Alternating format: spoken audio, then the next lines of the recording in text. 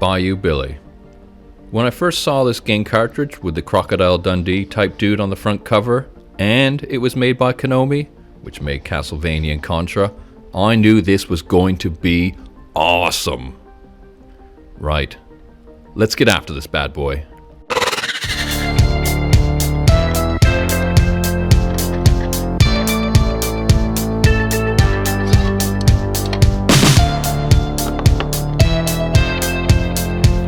I don't know how this game suddenly appeared in our household, and didn't care, didn't ask. Just fired in the cartridge and started playing. Wait, what? These guys are tough? What's going on here? I can't even get past these guys.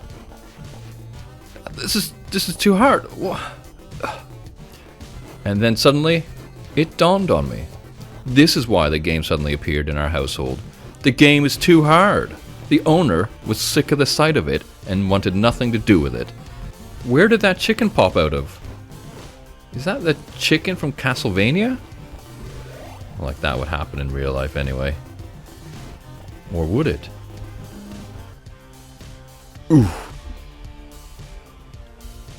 Well, I'll be. Wait a minute. That is the chicken from Castlevania. Right.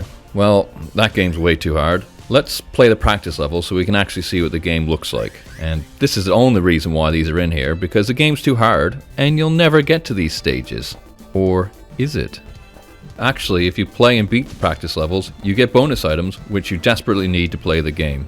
The street fighting game is just like the first level of the game, and if you beat this, you get a meatball. Really? A meatball? Well, anyway, this meatball automatically refreshes your health when you run out of life bars. Next, I loved this action driving game as a kid. It was the only level I actually really played. I just loved driving around this army jeep, destroying enemies. It was awesome, and it actually kind of reminded me of playing Jackal, and that was another great game. I loved playing that co-op. So when you beat this stage, you get an extra life, which is always handy. So the third and final practice stage is a shoot 'em up level. It's just like Operation Wolf, so if you're good at that, you'll be good at this. And once you beat this level, you get some extra bullets, which is also very handy. So with all these extra items, you are finally in a position to actually play the game. Use a controller? Of course I'm going to use a controller. What am I going to do? Use a banana? Probably wouldn't make any difference to the playability of this game. Level 1 is oddly one of the hardest levels in the whole game. To beat this level, you need to play cheap. Stand in the corners and keep jump kicking the bad guys. And when you're in the water, stand by the logs, don't move, and keep using your stick to kill the crocodiles. Keep on the land when you're fighting the scuba men, and make sure you save your bullets for the crazy stick swinging guys. At the end of the level, there's no boss to fight, which is a welcome relief, because there's no way you could take that on after surviving that level.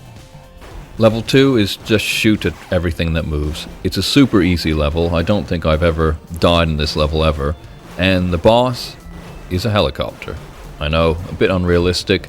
It's a helicopter that can take tons and tons of bullets, but it's still a good battle. And this is a great level. This is sort of what I was expecting from Konami and this game. Level 3 is just another annoying fighting stage, so again, just use cheap tactics, just get yourself through, and the boss, way too difficult. And it was just pure luck I beat him. It's just one of those things you gotta get through. This level is just not an enjoyable experience. So level 4 and 5 are the driving levels, which I absolutely love, and you just have to ignore the fact that the Jeep's doing 180 miles an hour. I know it's preposterous, but it doesn't spoil the fun. Level 4, you're on the dirt, and level 5, you're on some sort of highway to nowhere. So my tactic on this level is whenever I see the helicopter blades moving, I fire a grenade.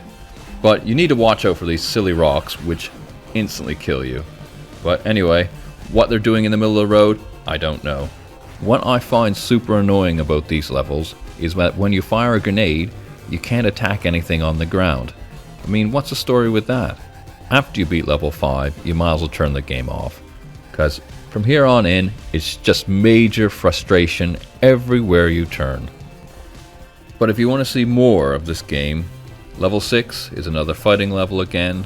I think you're in New Orleans somewhere, and it's absolutely miserable, and with an enjoyment factor of 0. Level 7 is just a rehash of level 2, but I really like those motorcycles flying by. But other than that, it's the same old thing. The key is, get those motorcycles and they drop items for you, which you're gonna need. Level 8 and 9. At this point, the game has completely lost the plot. This is ridiculous. Look at all these guys just ganging up on you. It's hopeless. So what you end up doing is just jump kicking and wandering around aimlessly just to survive. Right, this must be Gordon. At this point, I just don't care anymore, and why does it keep grabbing me? I'm not going to spend the time to figure out how to beat this. I'm just turning the game off at this point. I'm completely fed up with it. I don't know what to say about the game at this point. Maybe wasted potential. The concept was great, and this should have been a Konami classic like Contra. Maybe even the pinnacle of their programming. But we were left with this.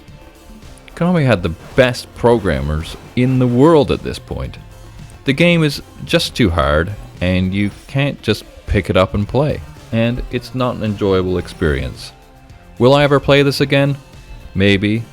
One of my brothers gives us 5 out of 5, but I don't have the same fond memories. I'll just keep this in my collection, but that's really as far as it goes at this point. Anyway, that's my thoughts. See you next time.